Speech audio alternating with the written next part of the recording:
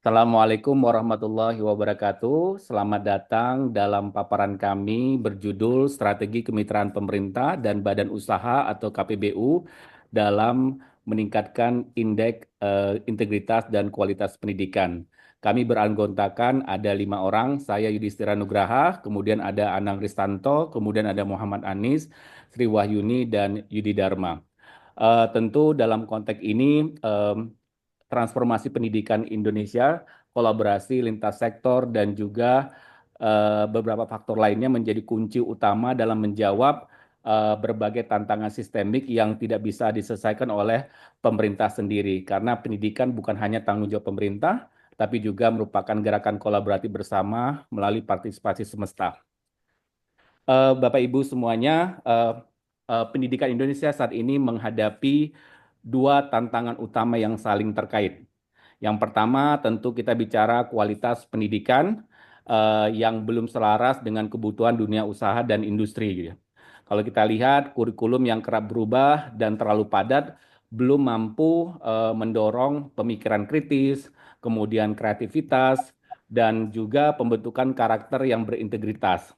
Jadi ketidaksesuaian antara kompetensi, kemudian kompetensi lulusan dengan tuntutan pasar kerja, ini memperlebar kesenjangan, keterampilan, skill gap yang menghambat produksi nasional. Yang kedua, tentu rendahnya integritas di lingkungan pendidikan, banyak praktik gratifikasi, manipulasi nilai, dan lemahnya sistem pengawasan yang dalam hal ini menyebabkan ketidakadilan dalam proses pendidikan dan menurunnya kepercayaan publik terhadap lembaga pendidikan.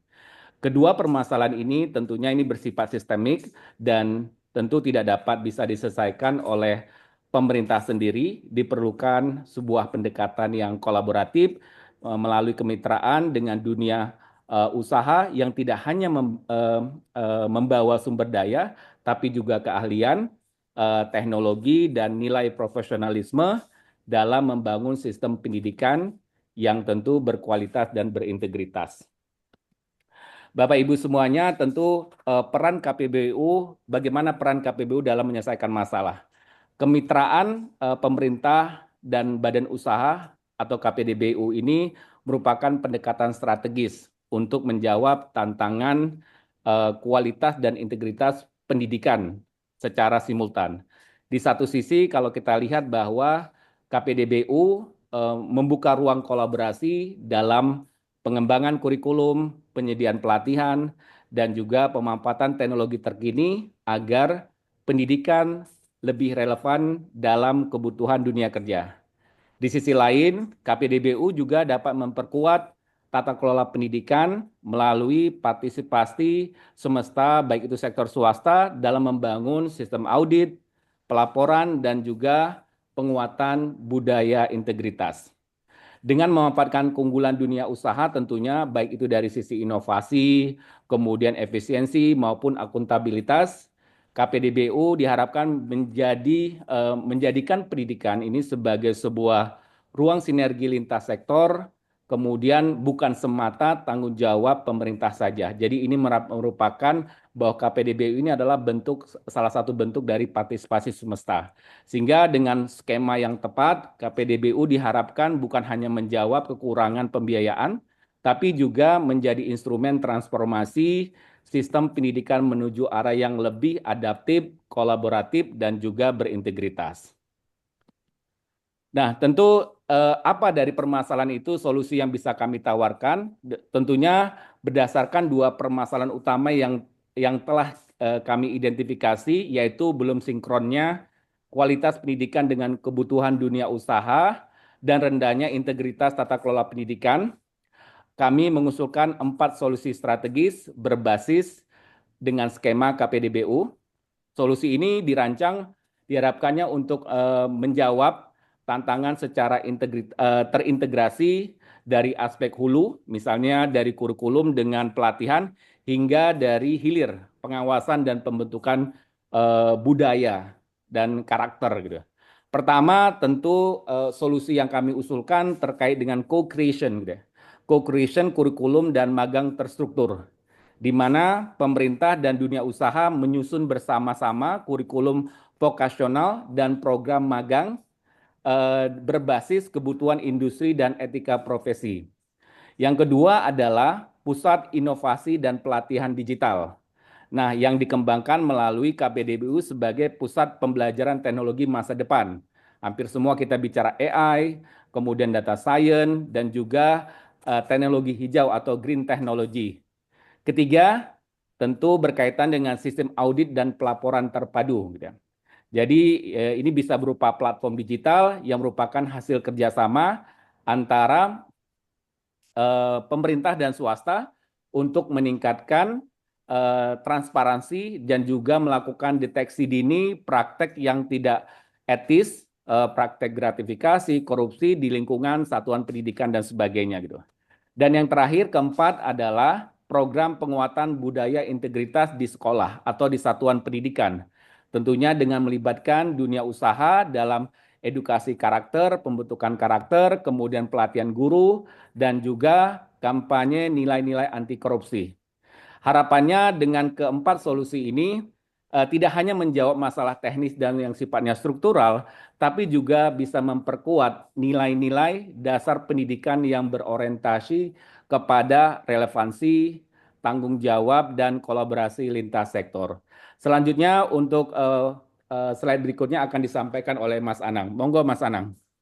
Terima kasih Mas Yudis atas kesempatannya, Bapak Ibu sekalian, melanjutkan apa yang disampaikan oleh Mas Yudis terkait dengan keempat solusi tersebut yang ditawarkan, bahwa solusi pertama yang kami usulkan adalah co-creation kurikulum dan program magang terstruktur.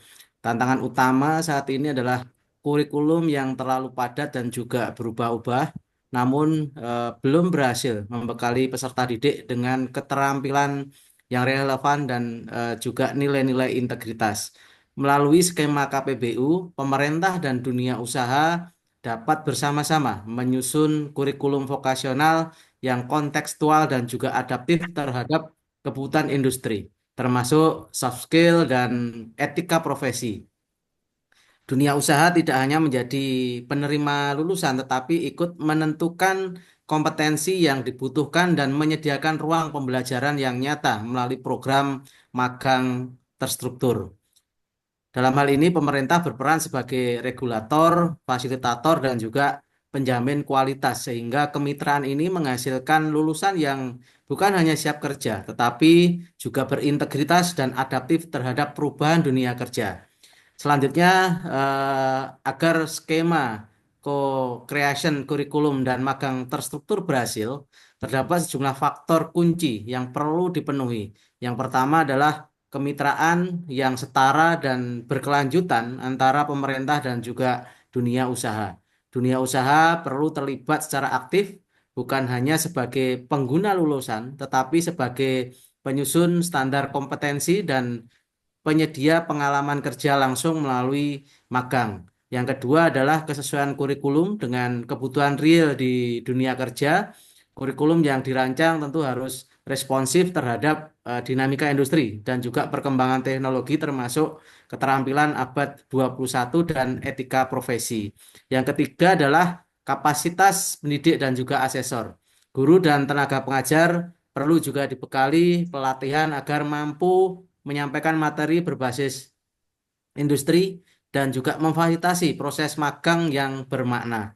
Dan yang terakhir atau keempat adalah sistem evaluasi dan monitoring yang terstandar. Untuk memastikan kualitas juga perlu rubrik asesmen kompetensi yang disepakati bersama, serta mekanisme evaluasi hasil magang dan dampaknya terhadap kesiapan kerja siswa. Dan solusi yang kedua, menjawab kesenjangan infrastruktur, pelatihan, dan akses terhadap teknologi mutakhir di dunia pendidikan. Dalam era transformasi digital, peserta didik perlu juga dibekali dengan keterampilan masa depan seperti kecerdasan buatan, data science, dan teknologi ramah lingkungan, yang saat ini belum tersedia secara merata di satuan pendidikan. Dan oleh karena itu, kami mengusulkan pembangunan pusat inovasi dan pelatihan digital melalui skema KPBU. Dalam model ini, dunia usaha berperan sebagai penyedia teknologi, pelatih, dan juga pembiayaan awal. Sementara pemerintah memfasilitasi kebijakan, penyediaan lahan, dan juga insentif pendukung. Kolaborasi ini memungkinkan pengembangan talenta digital sejak jenjang pendidikan menengah sekaligus memperkuat daya saing nasional di tengah perubahan landscape kerja yang semakin berbasis teknologi. Selanjutnya, kami persilahkan Pak Yudi untuk melanjutkan paparannya. Baik, terima kasih Mas Anang. Eh, Agar pembangunan pusat inovasi dan pelatihan digital melalui skema KPBU dapat berjalan efektif dan berkelanjutan, terdapat sejumlah faktor kunci keberhasilan yang dapat diperhatikan. Pertama, pemilihan teknologi dan bidang pelatihan yang relevan dengan kebutuhan masa depan seperti AI, data science, dan green technology. Hal ini harus berbasis pemetaan industri prioritas dan tren ketenagakerjaan nasional. Kedua, ketersediaan skema pembiayaan yang transparan dan terukur, baik dari sisi investasi awal, operasional, hingga proyeksi return sosial dan ekonomi. Ini membutuhkan desain kontrak KPBU yang matang dan adil bagi semua pihak. Yang ketiga, itu aksesibilitas dan keterjangkauan program pelatihan, agar peserta dari daerah 3T dan kelompok rentan juga bisa mengikuti pelatihan berkualitas tanpa hambatan biaya dan infrastruktur. Kemudian yang keempat, yaitu manajemen pusat pelatihan yang profesional dan adaptif, dengan SOP, SDM terlatih, dan evaluasi berkala berbasis outcome pembelajaran. Monitoring dampak termasuk peningkatan keterampilan dan penyerapan kerja alumni, menjadi indikator keberhasilan utamanya. Berikutnya, solusi ketiga merespon tantangan rendahnya integritas di lingkungan pendidikan seperti praktek gratifikasi, manipulasi penilaian, ketidakhadiran yang tidak tercatat, sehingga selama ini keterbatasan sistem pelaporan dan lemahnya mekanisme audit internal membuat masalah ini sulit diidentifikasi dan dicegah secara dini. Untuk itu, kami mengusulkan pengembangan sistem audit dan pelaporan terpadu berbasis digital melalui kemitraan pemerintah dan dunia usaha. Platform ini memungkinkan pemantauan data kehadiran, evaluasi siswa, dan pelaporan dugaan pelanggaran secara real-time dan transparan. Dengan melibatkan mitra teknologi dan sektor swasta, sistem ini dirancang tidak hanya untuk akurasi data, tetapi juga untuk membangun budaya pengawasan partisipatif yang dapat meningkatkan akuntabilitas lembaga pendidikan secara menyeluruh. Berikutnya, agar sistem audit dan pelaporan terpadu benar-benar mampu meningkatkan transparansi dan integritas di lingkungan pendidikan, beberapa faktor kunci keberhasilan harus dipastikan. Pertama, mengenai ketersediaan infrastruktur digital dan andal dan aman. Sistem harus dapat terintegrasi dengan data pokok pendidikan, Dapodik, kemudian memiliki interoperabilitas, serta dilindungi dan potensi kebocoran atau manipulasi data. Kedua, itu mengenai komitmen dan kepemimpinan dari instansi pengelola pendidikan, baik pusat maupun daerah, untuk menjadikan pelaporan sebagai bagian dari budaya kerja, bukan sekedar kewajiban administratif. Yang ketiga, yaitu pelibatan aktif pengguna sistem, yaitu kepala sekolah, guru, pengawas, dan masyarakat, agar sistem pelaporan tidak hanya berbasis top-down, tapi juga partisipatif. Keempat, dukungan regulasi dan mekanisme pengawasan yang tegas, agar laporan yang masuk ditindaklanjuti secara konsisten dan dapat memicu perbaikan nyata. Tanpa sanksi dan umpan balik, sistem pelaporan akan kehilangan fungsinya sebagai alat pendorong perubahan. Berikutnya, solusi keempat ini menekankan pada dimensi yang sangat fundamental dalam pendidikan, yaitu penanaman nilai integritas sejak dini. Integritas bukan sekedar aturan, tetapi harus menjadi bagian dari budaya sekolah yang hidup dalam keseharian siswa, guru, dan seluruh ekosistem pendidikan. Sayangnya, banyak program anti korupsi atau pendidikan karakter yang berjalan secara simbolik dan tidak terintegrasi secara kurikulum maupun praktik pembelajaran. Melalui pendekatan KPBU, dunia usaha dapat berkontribusi secara nyata, baik dalam pengembangan modul karakter, pelatihan guru, maupun dokumen kampanye nilai-nilai kejujuran, tanggung jawab, dan anti gratifikasi. Dengan memposisikan dunia usaha sebagai mitra pembentuk karakter, strategi ini tidak hanya membangun murid yang cerdas secara akademik, tapi juga tangguh secara moral.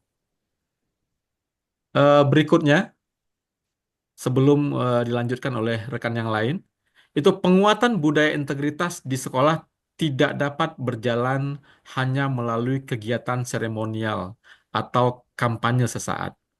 Agar program ini berhasil secara berkelanjutan, terdapat beberapa faktor kunci yang perlu diperhatikan. Pertama, yaitu integrasi nilai-nilai integritas ke dalam kurikulum dan praktik pembelajaran. Bukan hanya sebagai mata pelajaran terpisah, tetapi sebagai prinsip yang mewarnai seluruh aktivitas belajar dan interaksi sosial di sekolah. Kedua, peran aktif kepala sekolah dan guru sebagai role model nilai integritas. Mereka harus menjadi teladan dalam kejujuran, kedisiplinan, dan akuntabilitas agar peserta didik dapat menyerap nilai tersebut melalui keteladanan, bukan hanya sekedar teori. Ketiga, dukungan dunia usaha yang konsisten dalam bentuk program CSR, pelatihan, dan kampanye publik, sehingga integritas menjadi nilai bersama lintas sektor, bukan hanya urusan dunia pendidikan. Yang terakhir, yang keempat, mekanisme evaluasi berbasis data. Seperti survei persepsi integritas dan indeks integritas sekolah, hal ini penting untuk memantau perubahan perilaku dan memastikan program berjalan secara terukur dan dapat ditingkatkan dari waktu ke waktu. Berikutnya akan dilanjutkan oleh rekan kami. Silakan. Baik, terima kasih Mas Yudi. Untuk selanjutnya terkait dengan strategi ini kami membagi menjadi tiga. Yang pada tahap pertama, fokus utama adalah membangun fondasi yang kokoh melalui regulasi, kelembagaan, dan inisiatif uji coba. Tahun-tahun awal ini akan menjadi krusial untuk memastikan kesiapan sistem sebelum dilakukan perluasan skala. Di bidang co-creation kurikulum dan magang, langkah awal meliputi identifikasi sektor industri prioritas dan penyusunan kurikulum bersama di sekolah vokasi percontohan. Dunia usaha mulai dilibatkan sebagai mitra dalam mendesain pengalaman magang yang relevan dan terstruktur. Untuk pusat pelatihan digital, kegiatan difokuskan pada studi kelayakan, penentuan lokasi, dan penjajakan mitra strategis melalui skema KPBU. Pemerintah tentunya menyiapkan regulasi dasar dan skema insentif untuk menarik keterlibatan pihak swasta. Pada sistem audit dan pelaporan terpadu, dilakukan desain awal platform, uji coba di sejumlah sekolah, serta pelatihan pengguna. Sementara dalam program integritas, dikembangkan modul pembelajaran karakter dan pelatihan guru secara terbatas sebagai dasar kampanye nilai-nilai anti korupsi di lingkungan sekolah. Tahap ini tentunya menekankan pendekatan inkremental namun terstruktur untuk memastikan bahwa setiap solusi KPBU dapat berjalan secara realistis dan terukur sebelum direplikasi lebih luas. Lanjut. Memasuki tahun ketiga hingga kelima, fokus bergeser dari pondasi ke ekspansi dan penguatan kelembagaan. Pada tahap ini, hasil uji coba dari fase awal dievaluasi secara menyeluruh untuk dikembangkan menjadi model kemitraan yang terstandar dan siap direplikasi secara lebih luas. Dalam co-creation kurikulum dan magang, perluasan dilakukan ke lebih banyak satuan pendidikan vokasi, didukung dengan pelatihan guru secara nasional, serta penguatan kerangka sertifikasi hasil magang bersama industri. Pusat pelatihan digital mulai beroperasi di beberapa wilayah strategis dengan skema pembiayaan berbasis KPBU yang lebih matang dan kolaborasi lintas sektor untuk pengembangan konten dan modul pelatihan. Ketersediaan akses bagi peserta dari wilayah 3T juga mulai diperluas. Sedangkan untuk sistem audit dan pelaporan, dilakukan integrasi penuh dengan sistem data pendidikan nasional dan mulai diterapkan kewajiban pelaporan transparan untuk satuan pendidikan. Mekanisme respon cepat terhadap pelanggaran mulai dibangun bersama lembaga pengawas. Sedangkan dalam penguatan budaya integritas, program mulai diarusutamakan ke dalam kurikulum karakter dengan dukungan kampanye lintas sektor yang melibatkan dunia usaha, media, dan tentunya masyarakat sipil. Tahap ini tentunya menjadi momentum konsolidasi dan skalabilitas program, sekaligus memastikan bahwa KPBU tidak hanya sebagai inisiatif proyek, tetapi menjadi bagian dari sistem pendidikan nasional yang berkelanjutan. Lanjut. Nah, untuk tahap ketiga merupakan fase krusial untuk memastikan keberlanjutan program melalui institusionalisasi dan replikasi berskala nasional. Seluruh model KPBU yang telah teruji di tahap sebelumnya mulai diadopsi sebagai bagian dari sistem reguler dalam tata kelola pendidikan. Untuk co-creation kurikulum dan magang ditetapkan sebagai standar nasional dalam pendidikan vokasi dan pendidikan menengah kejuruan.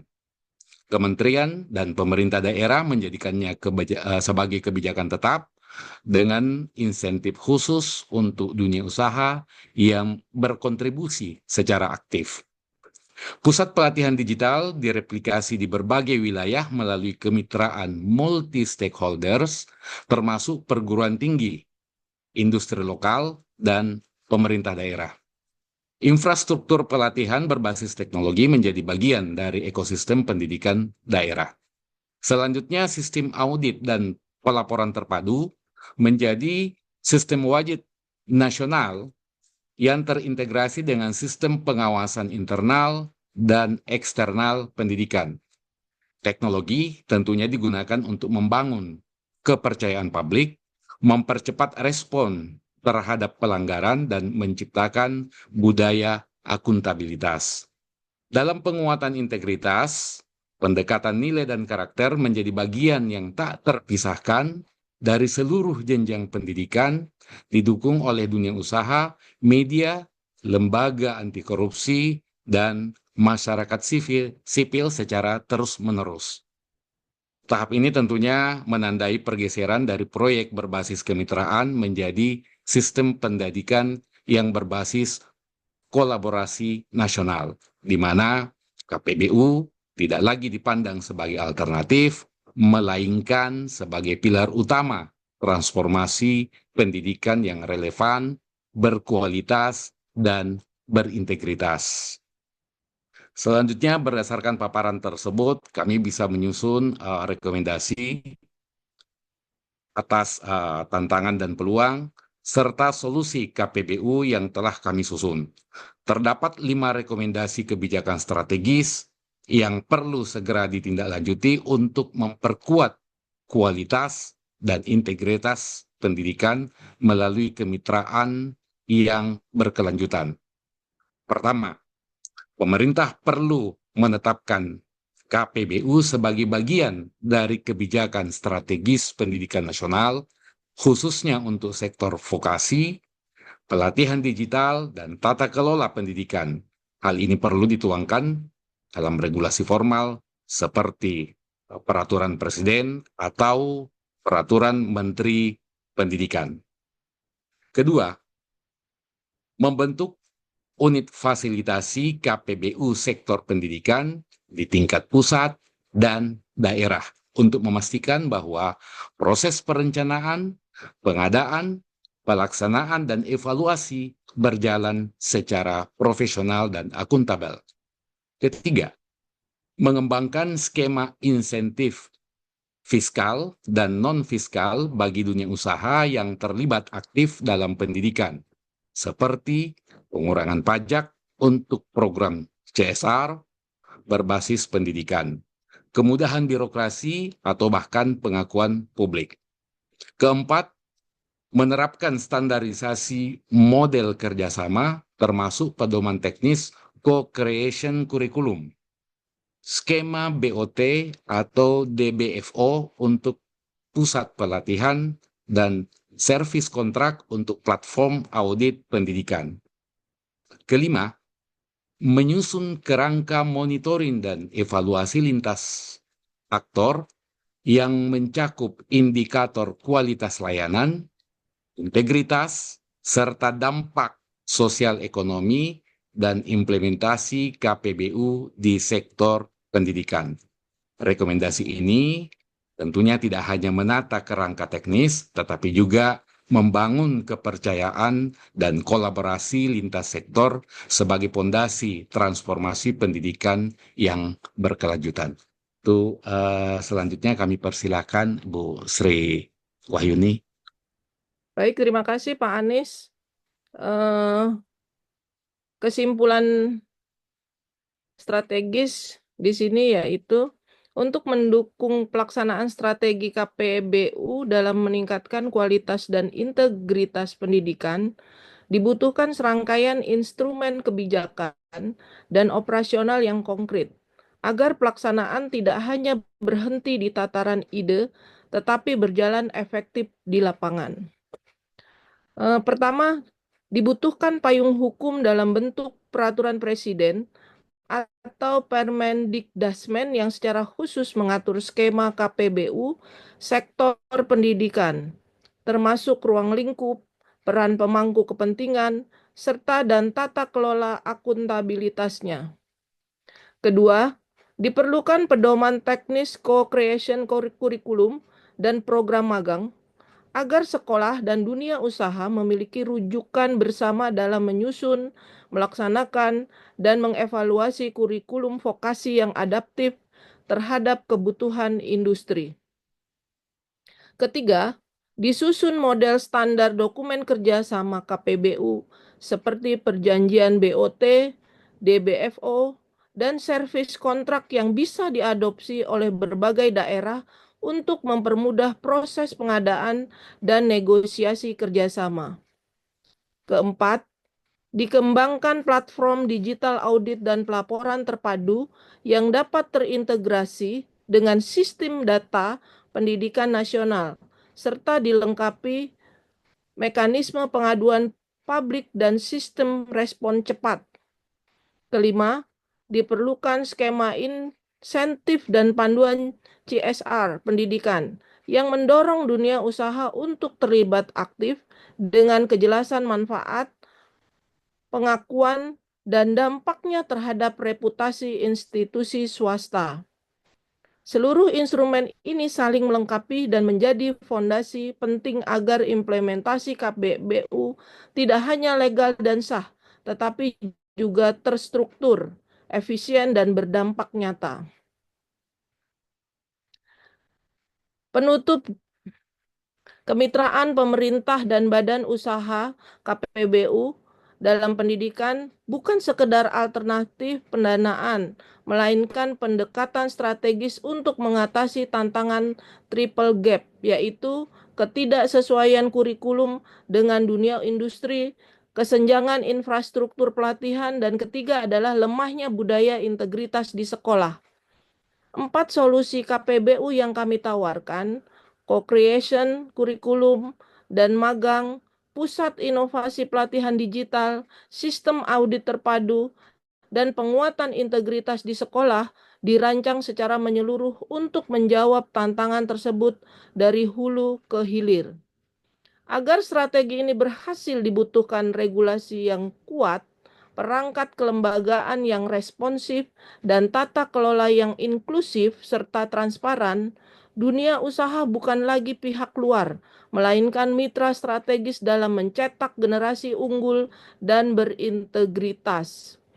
Kedepan, keberhasilan KPBU dalam pendidikan akan sangat ditentukan oleh komitmen lintas sektoral dan konsistensi kepemimpinan di semua level.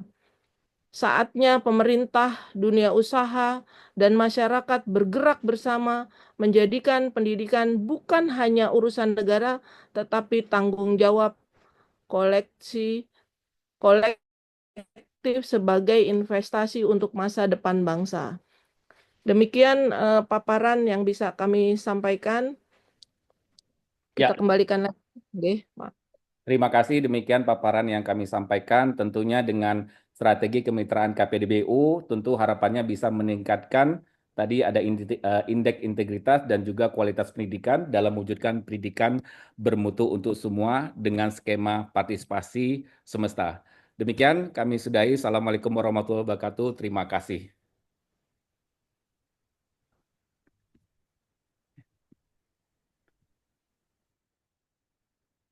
Cukup ya. Cukup ya, Mas. Di ini Mungkin bisa di stop recording.